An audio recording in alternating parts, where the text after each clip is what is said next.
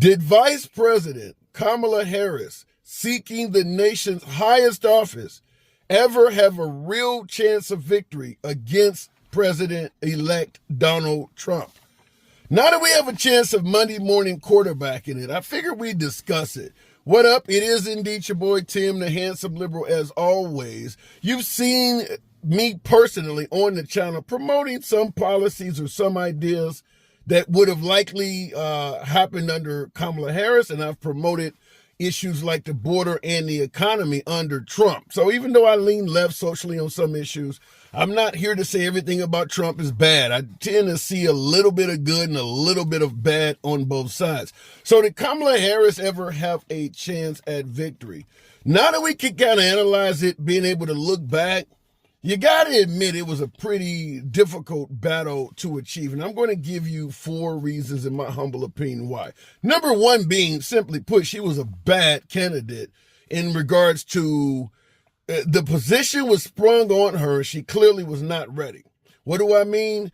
The way she interviewed shows that there was no one really acting as a decent handler for her and prepping her for obvious questions that she might be asked.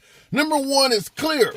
She knew that Biden was a very unfavorable candidate. That's the reason why he had to step down. So to go on a show like The View, where you got an overwhelmingly friendly audience, and basically was tossed a snowball question, what would you do different? Or can you see anything you do different from Biden? And her response was, I can't think of anything. Now, the guy you're replacing is highly unfavorable. So the idea that you would come in and suggest, well, I'm going to do all of the same shit as him, horrible answer.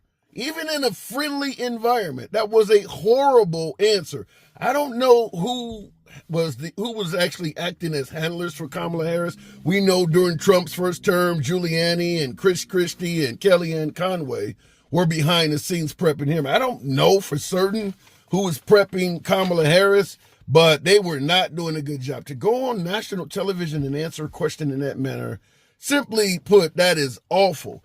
And whether we're talking about the border or the economy, LGBT questions that folks found to be unfavorable, she was not good at answering questions, and she didn't do a lot of interviews in the beginning. So right off the bat, number one being she was not a good candidate to start. Unfortunately, the Democrats, with Biden waiting so damn long to bow out, this is the best they could do. With only 107 days, there's not enough time to do an actual election and pick and choose who goes first. So Kamala Harris got the job by default. And as I stated, she was not a good candidate. So that is obviously number one, above and beyond everything else. It was going to be hard for her to win because she was not a good candidate. She didn't have a lot of love coming from her, even from the Democratic Party. Her primary campaign promise was, I'm not going to be Trump. But what are you going to be? A lot of folks say they did not know. So that's number one. She was not a good candidate. Number two, you're going up against someone who came down the escalator in 2015 and announced they were running. When Trump came down the escalator in 2015, he had already been a worldwide celebrity since the late 70s. So it wasn't like he was somebody you didn't know. But when he came down the escalator, we're talking 2015, that in itself is almost 10 years ago. So he's been a politician for damn near a decade at this point. Kamala Harris, nobody really knew who she was as vice president. I would submit to you that most of America does not know who Mike Pence is. They didn't know who Al Gore was. Vice presidents generally are not that well known. When Hillary Clinton picked Tim Kaine, people still don't know who the hell Tim Kaine is, and that was her running mate. So the second in charge, nobody really knows that well. So Kamala Harris, being someone that most Americans did not really know very well, going up against this guy that's got decades in the spotlight, 107 days. That's certainly going to be number two. You only got 107 days to catch up to someone like Trump that people have known all their lives. That's a hell of a handicap. So number two, in addition to her being a bad candidate, which was number one, number two is she didn't have a lot of time. Remember Tim Walsh, when he was introduced, stated, It's only 100 days. We can sleep when we die. He was indicating we don't have a lot of time. So trying to catch up to a well-known celebrity like Trump in 107 days, I don't care who you are. That's a serious uphill battle. Big advantage to Trump. They know me. They don't know who the hell this person is, which is probably also why Kamala Harris was forced to more run on I'm not Trump and point out all the negative policies of Trump and not really give a lot of great inspiration for herself. Is because, well, you really haven't accomplished much. You haven't been on the scene much.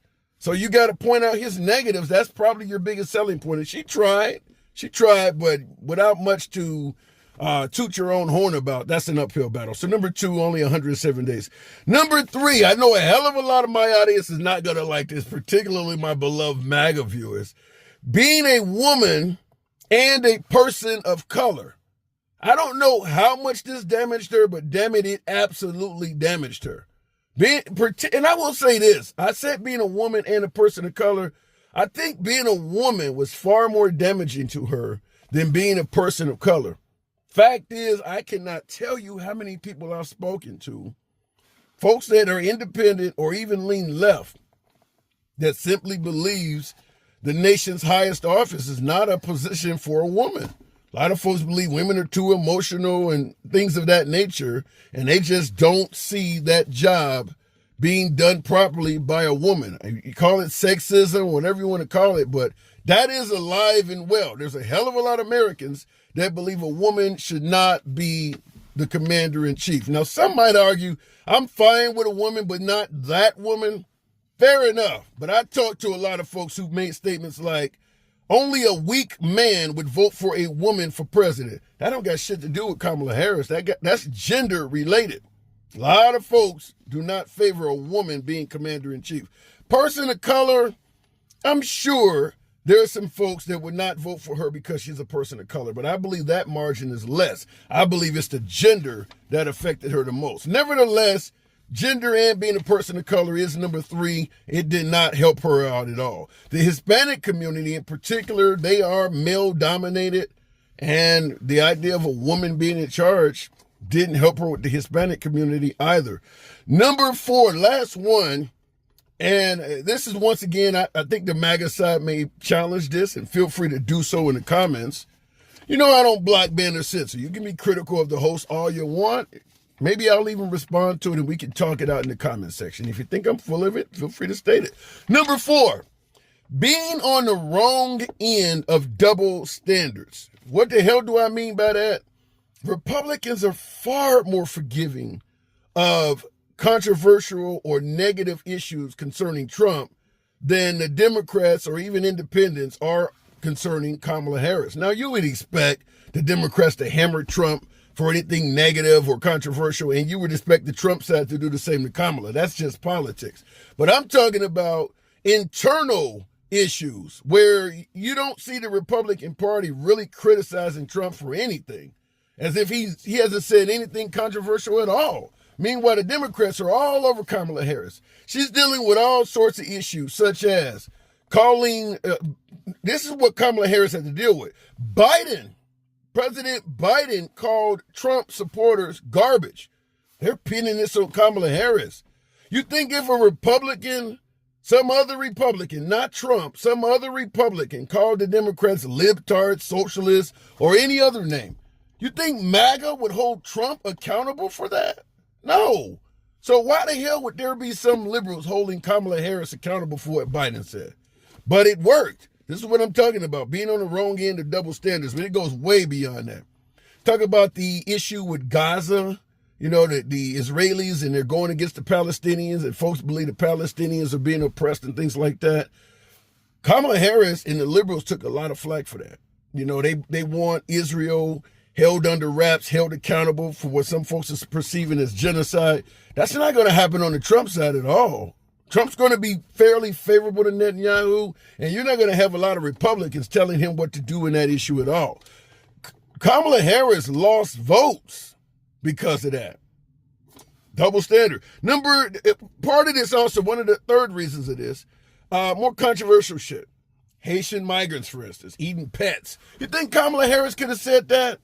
without getting some serious pushback from the Democratic community, the Republican community took to the internet and started actually setting out to try to prove what Trump said is valid. My personal opinion is it's not. I mean, I don't believe there's any widespread amount of Haitian migrants doing this, but it was no shortage of Trump supporters actually trying to prove that shit to be true. They would have slammed Kamala Harris. I'm talking about Democrats. Democrats would have slammed the hell out of Kamala Harris for trying to indicate that the Haitian culture involves eating animals like that. Double standards. And last but not least, we can talk about the fact that Trump has felony cases and was accused of sexual assault. You know, the folks on the right believe it's a witch hunt, whatever the case may be. But I do believe if we had a liberal politician that was accused of rape and had multiple felonies, I don't see the Democratic Party as being so forgiving. We have had folks like Al Franken and some folks on the left that have been accused of sexual assault, accused of improprieties, and the Democrat Party got rid of them. Democratic Party got rid of them. Where Trump is riding on the benefit of his party is not going to hold them accountable. They think most of the shit's made up to begin with. The Democratic Party would not have likely done that for Kamala Harris. So that's what I'm talking about when I say being on the wrong end of double standards. Remember, Trump called for a Muslim ban. That's another one. Kamala Harris do some shit like that, she's over with for a large community. You're going to have a hell of a lot of, obviously she would lose the Muslim vote, which probably leans left. I have to look into that. But she would lose a lot of the minority vote as well. Trump's not going to lose any voters for that. So I do believe being on the wrong end of the double standard is certainly something else that helped hurt Kamala Harris. Let me know in the comments, though. I'd be curious. I gave you 4. My 4 being Kamala Harris was a bad candidate with her connections to Biden and doing poor interviews, and people didn't know who the hell she was. That was number 1. Number 2, she didn't have a lot of time with only 107 days to catch up to somebody who had been known forever. Number 3, being a woman and a person of color did not work in her best interest, primarily being a woman more so than being a person of color. And number 4, being on the wrong end of a host of double standards. Whereas Trump has bragged about, I could shoot somebody in the middle of Fifth Avenue and my supporters would go nowhere. That does not apply to Kamala Harris or any Democrat in general. So let me know, did I miss anything? Or perhaps did I get something wrong? As always, feel free to smash that like button, subscribe to the channel. See you in the next video.